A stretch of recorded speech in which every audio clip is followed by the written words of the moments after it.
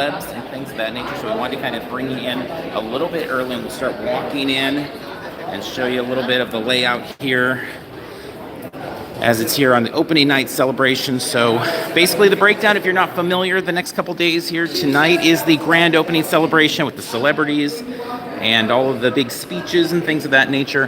That'll be about 15 minutes once it begins here. And then following that, tomorrow, they'll be doing some like interviews, things like that. And then Friday is the grand opening to the public. And from there on, it is just open. So we're entering the land. This is the first time we've seen it like this.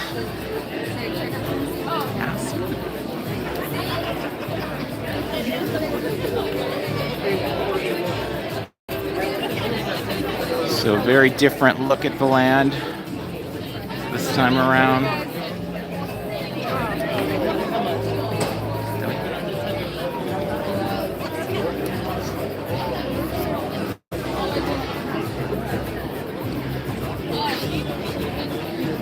So Chris Pratt's amongst the people here for the opening ceremony. A number of others.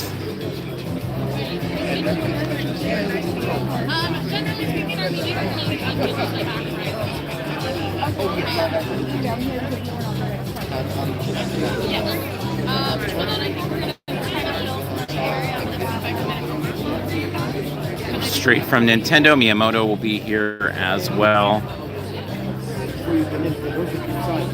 All in a few minutes there. You can see the piranha plants up there.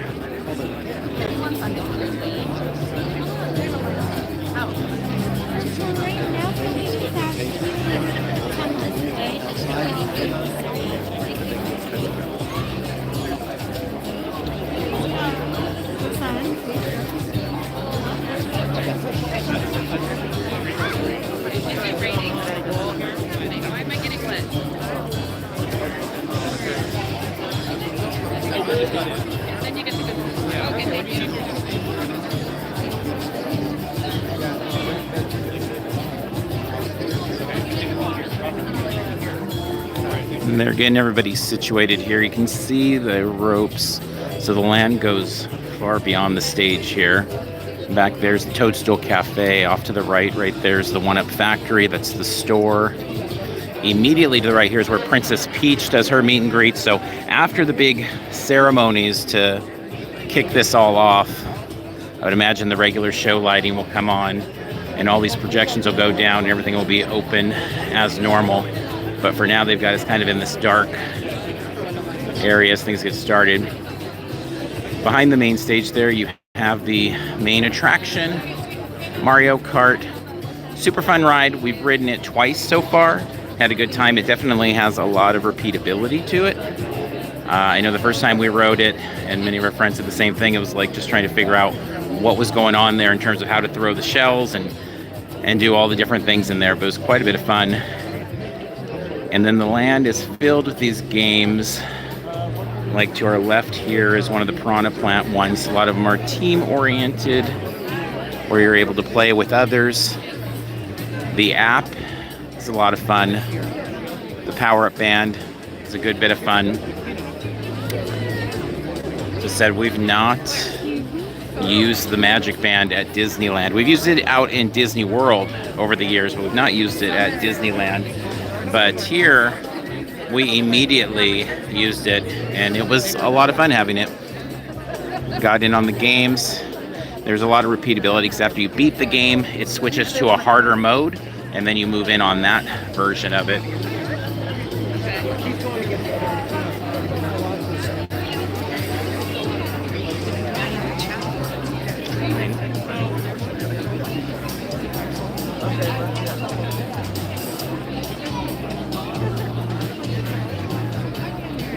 We didn't know what to expect in terms of the lighting and staging in here because the land's so much smaller. Like when Wizarding World had its big kickoff night, and they had, you know, the choir there, and they had the harmonic. They had so much going on. There's a lot of room in Wizarding World, and this is a pretty small land in general, but they've really packed it using the lights. And they've got set up there as well, so you get a sense of like the depth of the land.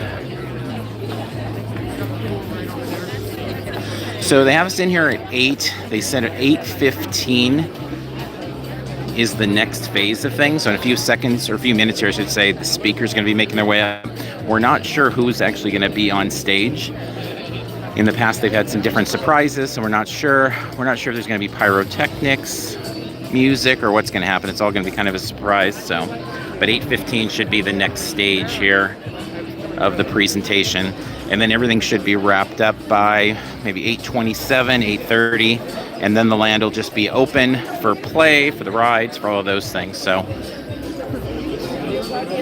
see where it goes from there.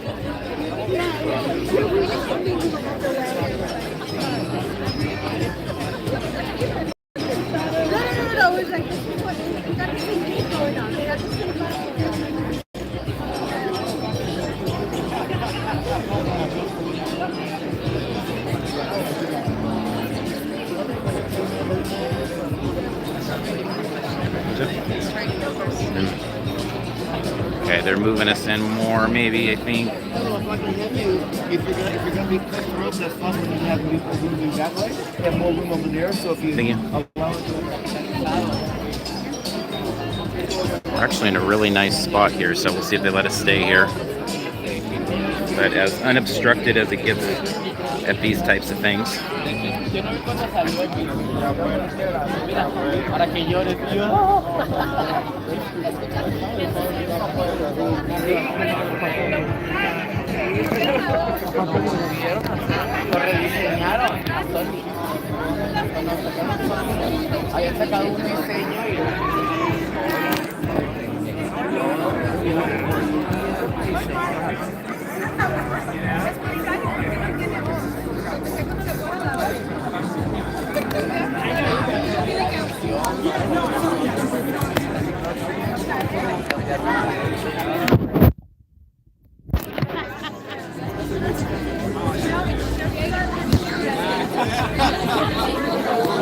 Okay, sorry guys, I'm trying to adjust change the case over so it's easier for us to hold. So give me a brief second while it gets a little fudgy for a second.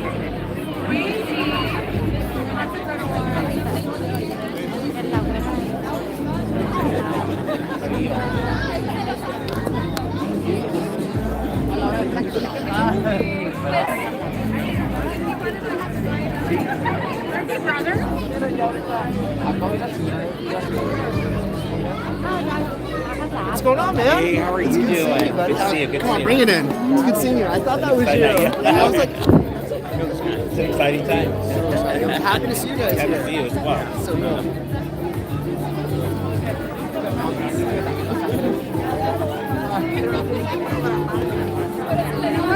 Okay, give me one more second. Just Gimbal's fighting me out for a second, so.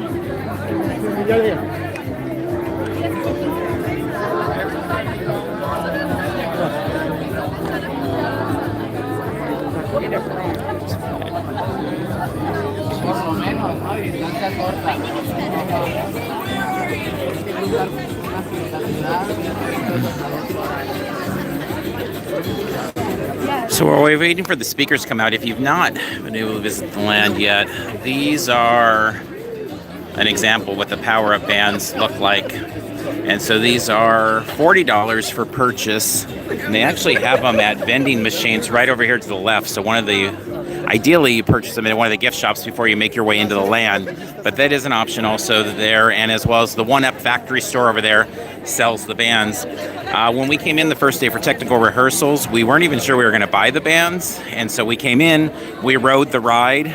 We didn't get credit for anything on the ride because it does accumulate points and all that sort of stuff. And so when we got done and we were in the factory store, because you exit through the gift shop, it's like, you know, I really need one of these things. Start squeezing in. Guys, háganse hacia enfrente, please. And so we ended up buying the band, and we were glad we did.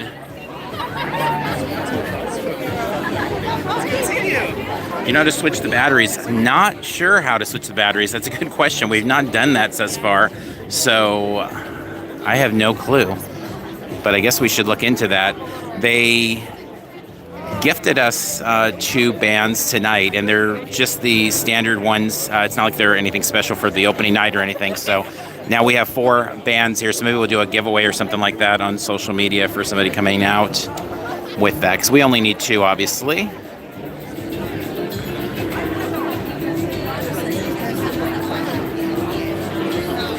All right, shouldn't have better. Okay, there you go.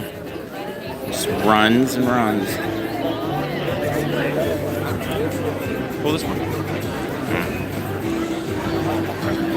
You'll have to let us know in the comment section. What do you think? There you go. And we'll see.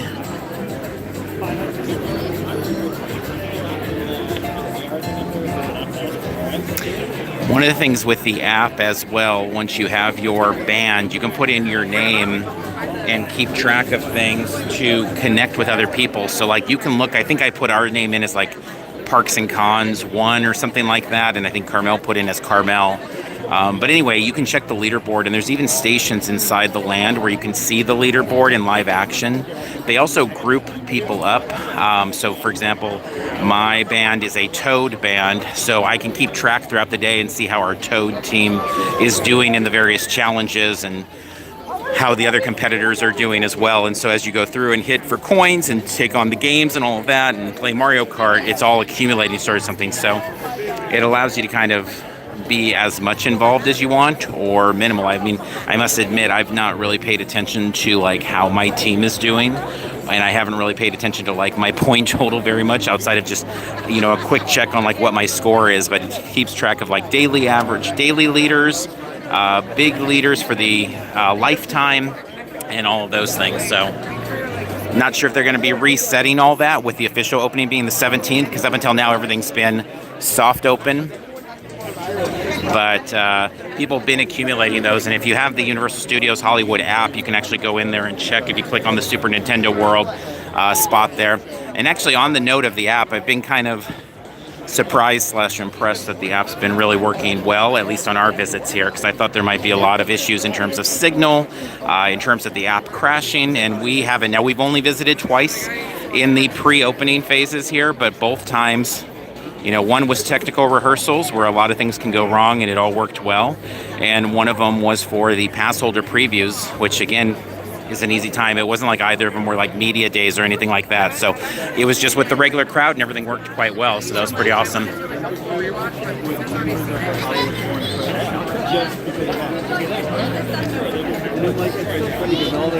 So somebody else said I made a call that's 4 minutes.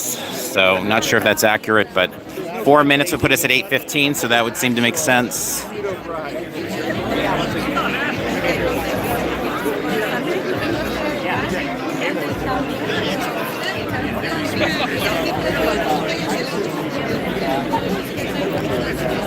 And it's nowhere near as cold in here as I would have thought, because there is a lot of body heat in this little space.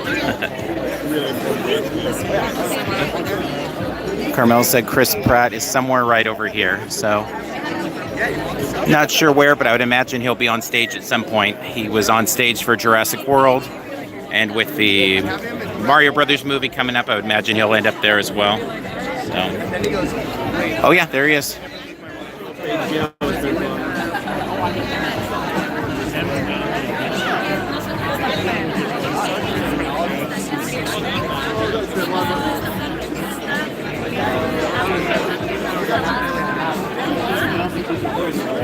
There we go, Chris Pratt right over there. So before we get Guardians of the Galaxy Volume 3, we'll get Mario Brothers. And before that, obviously, we'll get the grand opening of this land. If you are coming out to the land to visit in the days ahead, they do have the offer of coming in an hour early. And it is, I believe the ones that are available are $20 or $25 charge for an hour early access to the land. That way you're guaranteed in, and then it comes with a front of the line for the studio tour that you have to use by 11 a.m. to incentivize people kind of coming in and then making their way into the other parts of the park as well to free up space. But our understanding so far, if you're coming out on the 17th or any of the days after, is they'll be first come, first serve into the land in the mornings. And then once the land reaches capacity, it will go to a virtual queue for the rest of the day. If you've watched our other coverage, you know we've recommended, if you're getting there early, we actually did a show just on that whole idea of coming in straight to Mario Kart, then straight to Toad Cafe. Toad Cafe gets incredibly busy. Ever since our friend Jonathan had visited the one in Japan, and he had said how that was the thing he took the longest wait he had in Japan was the cafe. So we've kind of kept an eye on it. Both times we saw that the line literally within 20 minutes of opening on the pass holder day went and stretched outside of the entire LAN. So it can be pretty formidable.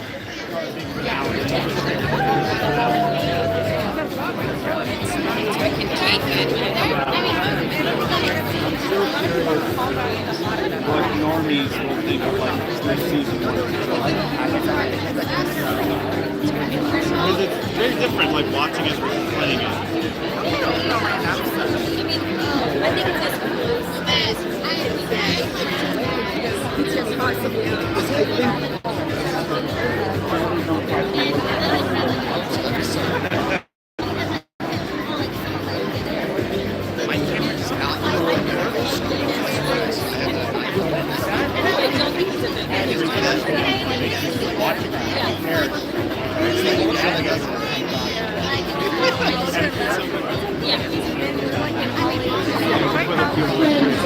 Thank you for joining us today. All right, here we go. To allow accommodations for more guests, please move closer to the stage. Again, friends and guests, please move closer to the stage to allow more guests to join us for Super Nintendo World. Thank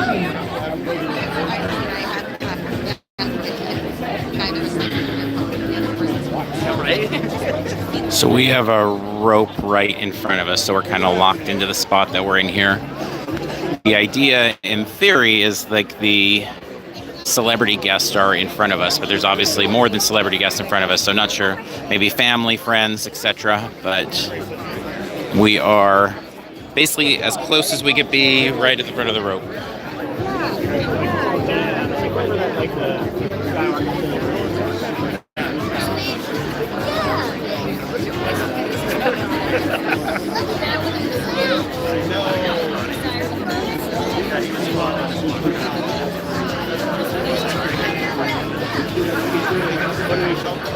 Right, so it's sort of selfless, like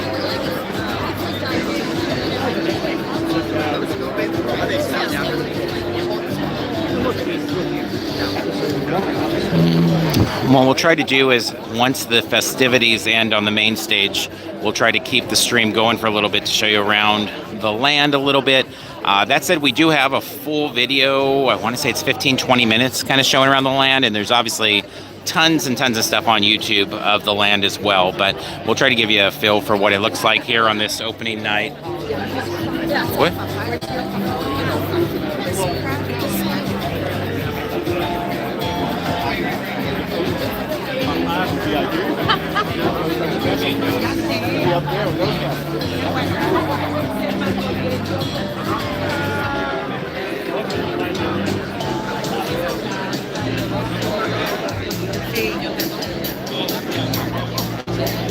Hopefully once the rope drops here, well, I shouldn't say hopefully, it definitely will free up a lot of room here, because currently they have everybody locked into about maybe 30% of the land with the various pieces all kind of blocked out, so it makes it feel a lot more crowded than it'll actually be once we're able to show you around a little bit easier. So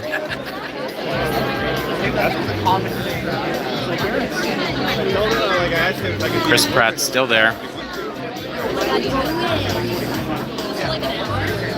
waiting just like the rest of us.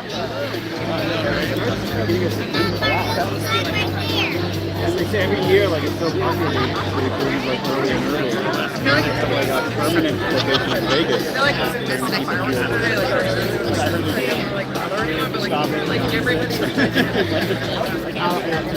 Welcome to the grand opening of Super Nintendo World. Our program will begin momentarily. There we go. Should be any minute.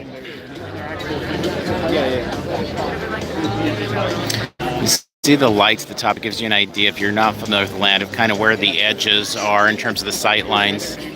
Like, it really encompasses you in a box here.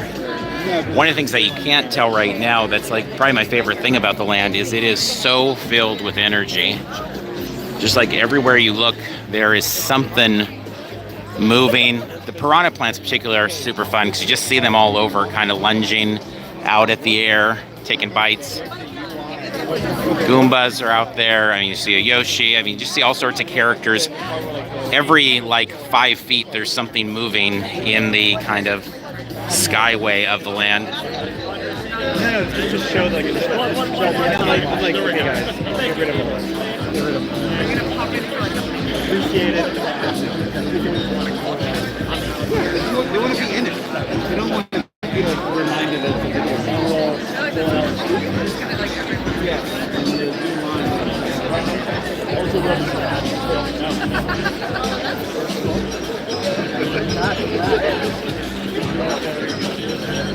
Never done, never done. What if? One last will be locked.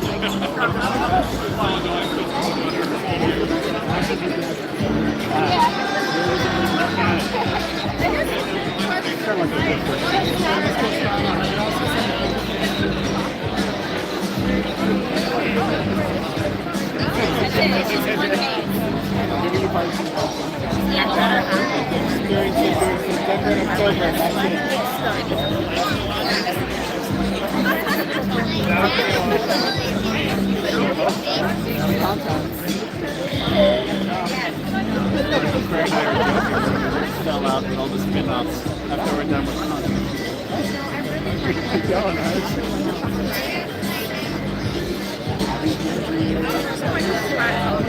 Origin of the Voter.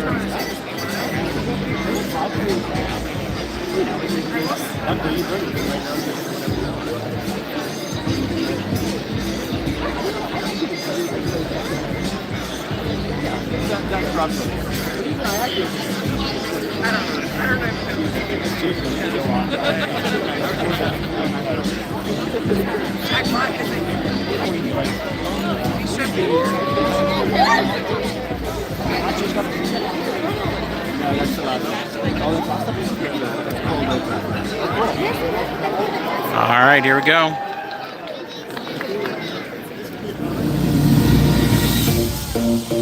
Welcome. We invite you tonight to come together in extraordinary ways.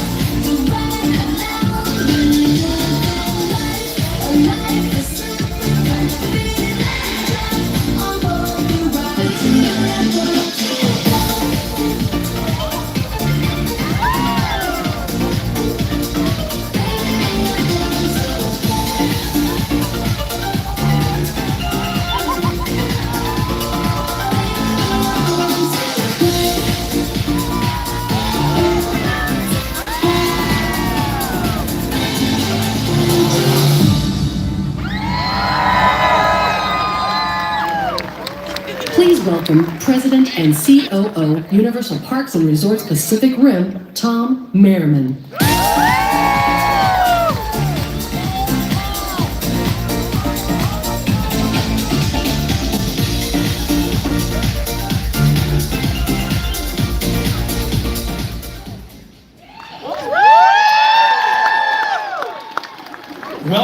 Welcome everybody. Thank you so much for joining us on this very special occasion. I know it's cold, so huddle close. It'll help you warm up, but I think the energy we're going to create in the next 3 days is going to warm the whole area. and you're here to enjoy it. Yeah, please. You know, my script says wow. So wow. What an exciting day. The reality is it's been exciting for a long time. And here we are. I'm sure all of you, just by the energy I'm hearing, are as thrilled as we are for the opening, the grand opening of Super Nintendo World. We're thrilled. Yeah. You know, I grew up in Southern California. I had an opportunity, really quite fortunate, to watch the transformation of Universal Studios Hollywood over the years. What started as really a simple studio tour to what is now a world-class theme park. We've got the best of everything as time has evolved. And again, what I love is the transformational aspect of our park, from the rides, the shows, the attractions. It's created a transformational guest experience. And for me, what it really means is that evolution is only now taking shape. Tonight is a pivotal moment. We're introducing Super Nintendo World, and you're lucky enough to be a part of this thing. So this evening we are introducing Super Nintendo World to the Hollywood portfolio, and really the Universal Studios Hollywood portfolio. We are thrilled by this opportunity. We really couldn't be more excited. What it means for us is we get to share it with you, and even more importantly, just a couple days from now, February 17th, Friday, we'll officially open to everybody in the public. But again, you're getting that first preview tonight. So as you'll soon see for yourself, Super Nintendo World really is one of the most interactive, immersive, and technologically advanced areas anywhere. It's part of what makes us so proud. I love the cheers. You can keep going. There are so many people to acknowledge. We'd probably embarrass ourselves trying to do it, but there are certainly some people. Our creative team from Universal, and many of them are here tonight. They've done a fantastic job of ideating, working with Nintendo, and bringing it to this point. And really, I'm very proud of the Universal Studios Hollywood team, the leadership team led by Scott Strobel, our executive vice president and manager. You know, their incomparable attention to detail and what they do in terms of extraordinary guest service make us so proud of this park, and it's one of the reasons we are so proud. We're just able to take it to the next level. I do want to recognize one individual very specifically, but Debbie Henningsen, I know she's out here in the audience. She is She's our Senior Vice President of Revenue Operations here at Universal, and she has done some amazing things in her leadership, spearheading what we're calling some really innovative culinary and merchandise creations we think are going to only enhance the visit for our guests to Super Nintendo World. So we're pretty proud of that. Also, I do want to thank our friends at Nintendo visiting here with us today, working with us through this entire process. We thank them wholeheartedly for the enduring partnership. It's been years, and it's going to continue for years. I would also be remiss if I didn't take a moment and share my sincere and heartfelt thanks to all the Universal Studios team members who have been a part of making this day a possibility. Thank you very much. Now, I feel the energy from you. I think you're ready for this. I am going to ask for you to join me in something here. This is audience participation. But I want you to help me channel Mario. So what you need to do is you got to put your right arm in the air, keep your right leg planted, put your left foot out, and just tip your foot up a little bit, and put this left arm in an action pose. And what we're going to say is, let's go. So on three, I want you to see, let's go. So 1, 2, 3, let's go! All right, it's my pleasure now to introduce you to Mark Woodbury, our chairman and chief executive officer of Universal Parks and Resorts. Thank you very, very much.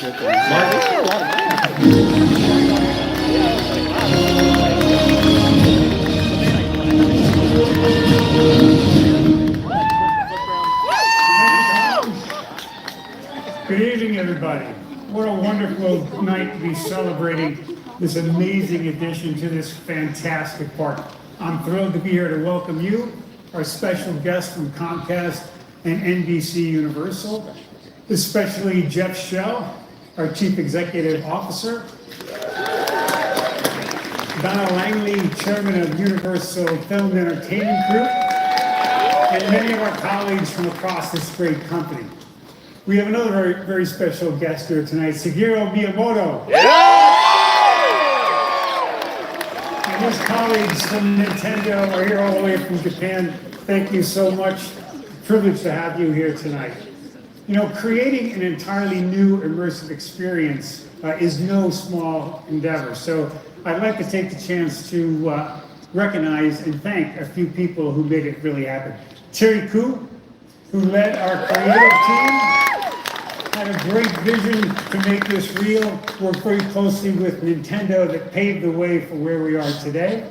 And as you'll soon see, this is a really detailed, complex environment, very difficult to build. That task went to Mike Hightower, Joe Casey, John Corfino, and their teams that made Super Nintendo World a reality.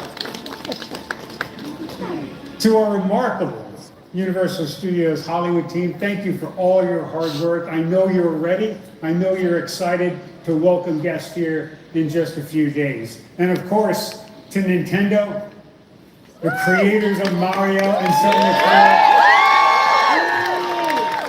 We are deeply appreciative of everything you brought to us to make this vibrant place come alive. So thank you very much.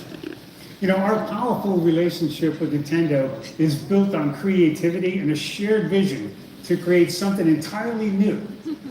We literally brought you into Mario, Luigi, and Princess Peach's colorful and exciting world. And it's been a terrific journey with Nintendo. Over the past 7 years, that culminated in the first Super Nintendo World at Universal Studios Japan in 2021.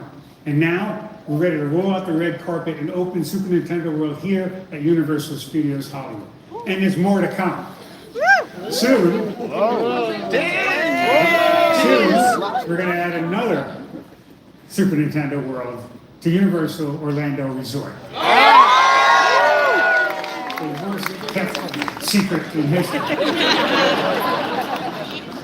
Our Universal brand is built on bringing the world's most compelling stories to life in unique and captivating ways. And with Super Nintendo World, we're taking immersive storytelling to a whole new level with an entirely new genre of themed entertainment based on the Nintendo games and characters that people around the world have grown to love.